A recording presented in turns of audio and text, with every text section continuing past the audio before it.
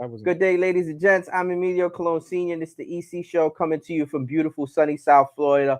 Joining me on my left, as always, is the Prince of Zamunda. EJ is in the house. This is a full Jeremy Torres production in association with the Performing Arts Center here in Coral Springs. Chris is in the house as well. Chris, this is his first time on the show. We appreciate him. Chris is actually Reese's son, so he's helping us out today with a little bit of the background stuff. Appreciate Chris. Thank you so much. Always joining me also on the left is the Natty Champ. Enasia Colon is in the house. Enasia, we appreciate you being on. Last time you were a little bit under the weather. We held it down for you. We had a really, really good time. Friendly reminder, guys, the show is sponsored by KD Power Greens. That's our Urban Farm Microgreens company that I own with my kids. They held it down this Sunday at the Parkland Farmers Market. Thank you for everybody that came out and supported us. We appreciate you guys so much. And if you can't stop by the Parkland Farmers Market, you can always visit us at kdpowergreens.com. And to support the movement, guys, get all of your dope EC Respect merch. Everybody wears it at enasiacolon.com. That's ENASIACOLON.com. This February 3rd is our 4-year anniversary for the merch. We got our collab with Jordan Cray. It's all athletic heather gear. So literally it's all gray sweats, gray crew necks, gray hoodies, gray dry fits, gray shirts, long sleeve dry fits, you name it. We got you all covered on that. So good to see you guys. Jeremy, sorry. I'm not sorry, nigga. I'm not sorry. For those that don't know, Jeremy's a huge, if you're tuning in for the first time, our producer Jeremy is a huge University of Miami fan, and the Hurricanes did lose a national championship to the University of Indiana. It was a 6-point game. Indiana won. Yeah. I would like to say something, though. I was wrong all the times I went against Miami. Guys won. What, A&M, Ole Miss, I forget who else you played. You guys beat them. Ohio State, my bad. Yeah, you did play Ohio State. But I did say that you guys were going to play well, and the one problem was your quarterback. In crunch time, the 6th-year quarterback, who's 24 years old, those double coverage, his wide receiver isn't even looking at the ball. Pick. I hate to be the bearer of bad news. She called the interception. She did. I literally said he's going to blow it. And then I was literally, when he did it, I was like, oh my God. I told you he was going to blow that shit for 4 fucking weeks. Now, here's the thing. To give respect and credit where credit is due, Miami did not play that bad. They just had a very horrible first half. They did, yeah. They had a very horrible first half. The fucking kicker wanted to miss. Now, the second half, you guys look like yourselves. I really do feel like had the game had a lot more time in it, Miami wins the game. No. Because I feel like Indiana was just gassed defensively. Like it just you could just from tell stopping that offense all game. They kept running and they kept playing. Miami kept not wasting a lot of time in between plays. Then that's when they got tired. Now, a friend of mine was at the game. Well, I had a bunch of friends, but this kid was from Indiana. Like he went to Indiana University. Shout out to Andrew Guerrero. He paid $2,518 for his ticket and sat in section 345. Yeah, and it was ridiculous. So now here's the thing, and not for nothing, this is completely wrong in my opinion. The reason why the prices of those tickets were the way they were to keep Miami fans out. Which is the dumbest shit. That makes no sense though. If you live in Miami, you usually have money. Indiana was going to that. Everybody knew it. So everybody's already buying tickets for it. Mm-hmm. We didn't know we were going to go there. Yeah. Yo, so if you wait till last minute, and now they're jacking prices up between parking and everything else. It was to keep. It was 70-30 according to my friend. It was 70-30. It doesn't matter if it was Indiana Hoosier fans. 0 Miami. Indiana was winning that game. Like there's no. The way Indiana played in that first quarter literally showed you that Miami could not keep up with them. Yeah, that is true. Home field advantages matter. Yes, I did. Nobody could hear anything in that stadium. Bro, Francisco Mendoza's gonna truck one of your linebackers and step over that nigga. His story is great, though. By the way, I don't care whether you like. Yeah, Mendoza's story is great. He's from Miami. His mom has a disability. His dad's a doctor. Went to Columbus High School. They, friends with the coach and the assistant, and it's an amazing story. He couldn't get a walk-on scholarship with Miami. Ends up winning a national championship. Gonna probably be the #1 pick in the draft. Like, it's an excellent story. Yo, when he ran on 4th and 5 and went to the touchdown, knew it was over. Yo, he ran, almost busted his ass, and then ran through your safety that tried to hit him, dog. I was like, yeah. Now, here's the thing that I didn't like. Here's the thing I didn't like. I didn't like how ESPN has been, I don't want to say exploiting because that's the wrong word to use, but they've been showcasing Michael Irvin this whole time. Showcasing him. You didn't show him this game. They didn't show him at all in the national championship because game. y'all were getting y'all ass handed to you Michael in the first Irvin, half. they did not show at all during the national championship game. Yeah, where was all that? Built it. They trolled. Nope, they did. Nope. They trolled Bella Danger. Yeah, after Carson Beck show. You're killing me, Smalls. After Carson Beck threw that interception, they showed Bella Danger, but I started dying laughing. I couldn't hold it in. Literally had to like rewind. I was like, wait a minute, no, they didn't, right? Bro, Carson Beck is a what? That's 100% a troll. He's a 6-year college quarterback, and in crunch time in the Natty, where you've already won a Natty. You don't have the quarterback. Malachi Tony, Bain. What's the other kid? What's the other kid's? Huh? What's the other kid's name? The other, there's Bain and the guy now, Mesidor, Bain, Scott, Tony, Daniels, Fletcher. All of those boys deserve a natty. I'm just being honest with you. They deserve the championship. Hey, I just want to put something out there. Bain, apparently he's going. If Francisco Mendoza gets drafted by the Raiders, the Jets are going to draft him. I feel so bad. I feel so bad for Bain. Career wasted. I would rather get drafted to the Army than the Jets. Bain, bro. So here's the thing. Drafted to the Jets. Real quick. I just want to let you know. I asked everybody in my family to make a pick on who was going to win the national championship. I made a pick. I said Indy. He said Indy. Wendy said, didn't she say Indiana? Mom said whoever wins. Share. Enasia was the only one that didn't make a pick. She's like, I need to work. Because like I said within the first 5 minutes, and honestly, I did not have an answer. Yo, there was a drive where Indiana just had their way with your defense. But, like I wanted Indiana to win though. I liked his story. That's why. Quarter, it wasn't going our way. They've been playing all these playoffs as a unit, as a team. Mm-hmm. They put those cameras on that sideline on the defense, and they were fighting with each other. Yeah, they were trying to figure it out. You want to know why? Because they were losing. They didn't know what to do. Missing cues across the board. They're trying to figure it out. I mean, yeah, it's hard. It's hard. And post game, that touchdown you're talking about with Mendoza, Mendoza's beautiful touchdown. Great national championship game, though. 100% miscommunication between the front four. It was a great game. Yeah. That's a great game. Like, I mean, granted, we know that our producer wanted the University of Miami to there win, was but it was a definitely great some game. favoritism calls in the beginning because they hit Francisco Mendoza plenty of times after he let go of that ball. I think the Big 12 referees let them play. That's what I think they did. But they weren't calling anything on both sides. And they made that one holding call because they had Bain's arm wrapped around the backside. Yeah. They did. Whole game, they were holding. Yo, what about your DB? But not for nothing. Your team did shoot yourself in the foot. You had 3rd and 12, couldn't get off the field. 3rd and 17, couldn't get off the field. Tony, 24? Terrorist, dog. How many holding calls? How many back shoulder throws did he get beat by? Your DB that kept getting beat on the close sideline. Oh, but what's that kid's name? 80 in Indiana. What's his name? Fudge. Coke or no? The white kid. The white kid. The white wide receiver. The one that can jump. Yeah. He was frying that DB all game. I was watching that. I'm like, yo, don't play. Okay. Where's the play the guy that's not a rookie? So the national championship game was really good. The NFL playoffs were really good. To be quite honest with you, all of the games. They all were really, really good. Other than, I mean, look, CJ Stroud. I don't know what the hell was wrong with that guy. Josh Allen. I need to make a statement about Josh Allen. He didn't choke. No, I need to make a statement about Josh Allen.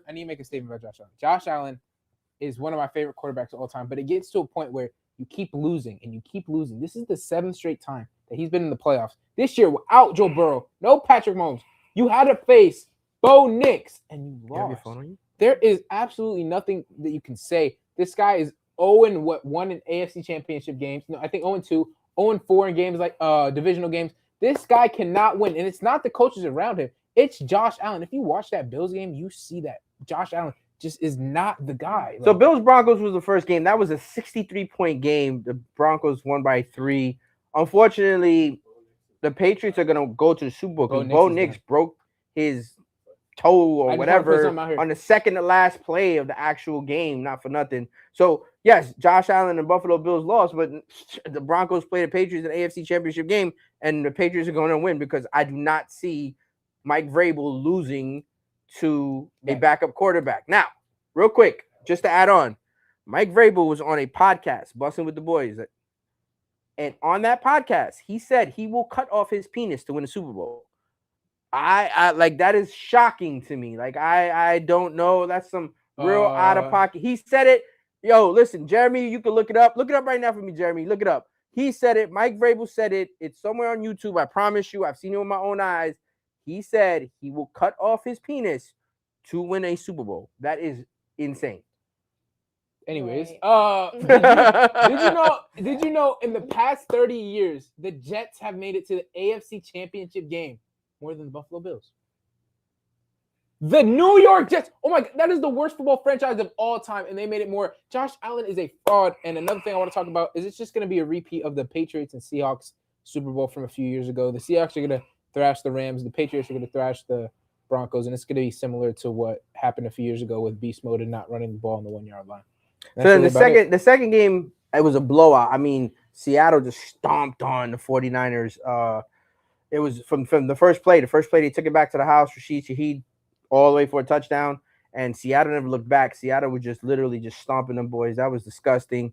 Then you had the games on Sunday. The games on Sunday were what's it called? The Texans versus the Patriots. The Texans versus the Patriots. The Texans, I mean, they had opportunity. They had chances. I mean, both of them were trash. CJ Stroud was trash, a ridiculous amount of turnovers. He had four interceptions in the first half. And then, Drake May had fumble. So that was a sloppy ass game. But the Texans had a chance and an opportunity to win that game. And then the last game was what? The last game was the Rams and Bears. Let's talk about that Niners game, though. You can't judge the 49ers because besides CMC, like, who did they have to play? Yeah, but Shanahan should get it done, but what are you going to get it done with? Like a nine-string wide receiver that barely knows how to put one foot in front of the other? Shanahan gets it done. It doesn't matter. He's always the next man. No. You got to be mindful. Listen to me. These are professionals. These are professionals. These guys get paid millions and millions of dollars, and every team has, like, for example, if Enasia goes down, we got a backup. If that backup goes down, we got a backup. But here's the thing. When your number one wide receiver and Brandon Ayuk doesn't even show up to the facility anymore, and then you have to play your second year. And they made it that far. And that's what I'm saying. Like, the Niners are still one of the best teams in the world. They're just like, one of your players don't even show up to practice anymore. And then the rookie's hurt. The game of the weekend for me was Rams versus Bears. I mean, Caleb Williams pulled one out of his ass. They were down 7.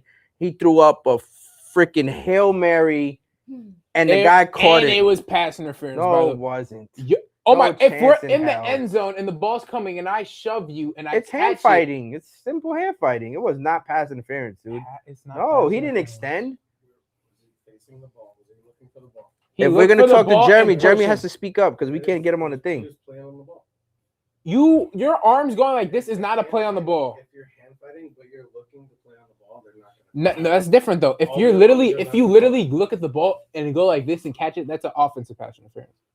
That's just knowing football. So real quick, pull it up. Get the picks ready, please, for this weekend because we got to figure it out. We got to go this way. So we go Jeremy, EJ, Enasia, and myself. So who's gonna win? We're gonna start off with what's the first game? We got both games. Pats and Broncos. Jeremy goes first.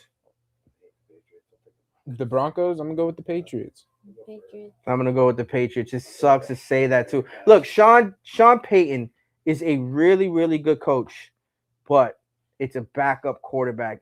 Unless you run the wishbone on every play and just keep Drake May on the sidelines, I don't see it happen. Now, just real quick before we get to the next game, it is Sean versus Mike and Sean versus Mike. As the coaches. Mike McDonald and Sean McVay versus Mike Vrabel and Sean Payton. Yeah, that's crazy. Both of the head coaches' names are the same. All right, the next game. Rams Seahawks. Seahawks. I'm gonna go with the. I want the Rams to win, but I'm gonna go with the Seahawks. Rams. I'm gonna go with the Rams too. Nice pick, Enasia, by the way. I'm gonna go with the Rams because I just think Sean McVay is gonna figure it out. I don't think he's gonna have 2 bad games. That weather in Chicago was horrid, terrible. They had all of those gloves that have the little button that warms it up for you that has batteries in it, so they were freezing their asses off. They're gonna be happy to play in Seattle for sure. Even if it's raining in Seattle, they're gonna be happy to play in that instead of that cold ass shit. Unless I'm mistaken, Chicago. the Matthew Stafford had 450 something yards the last time they played in Seattle. They lost by 1, and it was just like a close game, mistake call. They made a bad play, and I don't think Sean McVay will allow that to happen again. But once again, Seattle is the best team in the NFL this year, so I don't think they can get it done on. I don't think they lose on their home turf. Just to give you guys a brief update, we have new information. We're not going to share it just yet for Enasia. We got some stuff that are coming up for her. She'll be able to divulge that at a later time. We're excited about that opportunity for Enasia. When we do get the green light, though, we'll be able to share it with you guys. We just wanted to keep you guys informed that there is something in the works. So, like how Pat says it on his show, they call it "We're up to something." We got to figure out what we're gonna call it. We got some shit cooking or whatever the fuck it may be. Like we got to figure out what we're gonna do. But Enasia has something in the works, which is a really, really good thing. We're excited about what's going on. You had 112 here, by the way. You had 112 here, and I wanted to tell a funny story about that. Unfortunately, I was too dead tired. I kind of felt like I was getting sick somewhat, so I didn't come to the show. I did drop something off here, so I met Jeremy outside that I had to drop off. Shout out to Mira, appreciate Mira. So I have a funny story to tell. So as I'm dropping this item off to Mira, one of our merch hoodie that I gave her, there's a police officer over to the left of her, to the right of me, and she's on the phone and she's talking, and then she comes over and shout out to her. I think her name is Shayna Wells, Officer Shayna Wells. Yeah, Sheena Wells. Sorry, I apologize. And she just comes up and she just says, "Look, I just wanted to let you know, just butting in. I support everything you guys do. This, that, and third, blah blah blah blah." And at first, I had no idea what she was talking about. So I put two and two together and realized she was talking about the merch. And her daughter plays at Parkland. Her daughter actually has been seeing Enasia lately because Enasia has been training with that group of girls there. So she was just literally just letting us know about how much of a role model, directly or indirectly, that Enasia ends up playing in her daughter's life, because it's able to see, the path of Enasia playing and having success at FSU and winning a national championship, coming from Parkland, doing it there, being present. And I was just thankful and appreciative. So I shared the whole thing with Enasia, and Enasia can elaborate a little bit on it as well. I mean, yeah, I always love helping out Parkland, especially, obviously I was a player way before it even was called Parkland Soccer Club. So, any chance I can get to help out, especially the girls, I'm going to do it. So actually I will be there later this week as well. So don't worry, it's not the end of Enasia showing up to practices and stuff. But I also went to their game this past Saturday, and they put bell to ass 1-7-0. It was such a fun game, just to watch the outside perspective looking in with younger girls. It was a good game. Yeah, shout out to everybody that does everything over there. We appreciate all of them. Dumel, Lewis, Jonah, Josh, Sakani, Christian, Coach Christian. We appreciate everybody that's involved with everything they do at Parkland Soccer Club. They support us so much, and we're so thankful and appreciative. I try to explain to them and get them to understand that it's great that these girls have the ability to see this, because Enasia didn't have that growing up. Like, you know what I'm saying? Like, the fields that they play on didn't even exist when Enasia was there. Like, you know what I mean? So it was dirt. Yeah, it was 100% dirt. No, but we're thankful and appreciate Officer Wells for supporting us. And anybody else, guys, there's still Parkland merch available on Enasia's website. We have an agreement with them. We'll always make it for you guys. So please visit EnasiaColon.com if you want anything else. I mean, that's pretty much about it, to be quite honest with you. Is there anything else that you wanted to talk about, cover, EJ? I just want baseball to come back. It's looking boring. Like, football's on the downfall. My Knicks fucking suck. So I just want baseball to come back because I enjoy watching baseball games. The weather was nice this week. This whole week, this weather was nice, to be quite honest with you. And a friend of mine texted me because they were excited because they actually get to bring out all of their respect sweats and crew necks and hoodies that they have on deck. And I'm like, yeah, we build a brand for them to be able to, for training purposes, chilling purposes, cold weather purposes. It's all relatively. Shout out to Jake. Jake was in North Carolina wearing our puffer. And when he bought the puffer, he had no idea. He was like, yo, where am I going to wear this? And I was like, I don't know. You're the one who bought it. And then sure enough, less than 2-3 weeks later, he's in North Carolina on a trip that his cousin booked, and he's using it. So, no, we're appreciative. We're thankful. Wait, before you end it, I don't know if you were going to end. I need to say my I just asked if there was anything else. I just got reminded because I brought up my Knicks. I need to bring up something real quick. I just need to say something, get it off my chest. I watched the Knicks basketball game last night, right? There's a person on my team called Karl Anthony Towns. All right, Jeremy, stay with me now.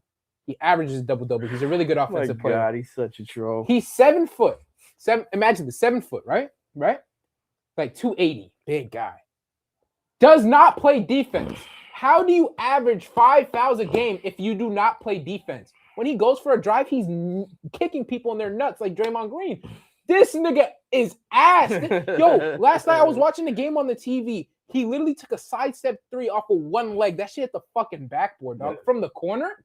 How the hell did you hit the fucking backboard from the corner? How ass do you have to be to hit the fucking backboard? Tell me how you really feel. Yo, we lost to the Mavericks that don't have D'Angelo Russell, Kyrie Irving, Anthony Davis, and PJ Washington, and we're fully fucking healthy, dog. Carl Anthony Towns, like, he's into my nightmares, dog. It's fucking atrocious, He's bro. going on a rant. I'm okay with him going on a rant. I don't have a Bro, he's problem so with that. fucking dog shit, bro. And then there's fucking Jalen Brunson, my glorious guy, plays great basketball. He went 9 for 24 yesterday. What the fuck are you doing? How did you go 9 for 24 in a game where we need you to score some fucking buckets? Oh my God, I can't with that fucking Knicks team. Well, guys, that's going to conclude today's episode. Make sure you click like, subscribe on all podcast platforms, on Rumble and on YouTube. Your support has been absolutely amazing. Once again, the show is sponsored by Katie Power Greens, the Urban Farm Microgreens company that I own with my kids. Friendly reminder, our 4-year anniversary drop February 3rd. Our collab with Jordan Crate. EnasiaColon.com. You can get all of your EC Respect merch. That's ENASIACOLON.com. And we'll see you next episode. Appreciate you guys. Jesus Christ. It's so loud.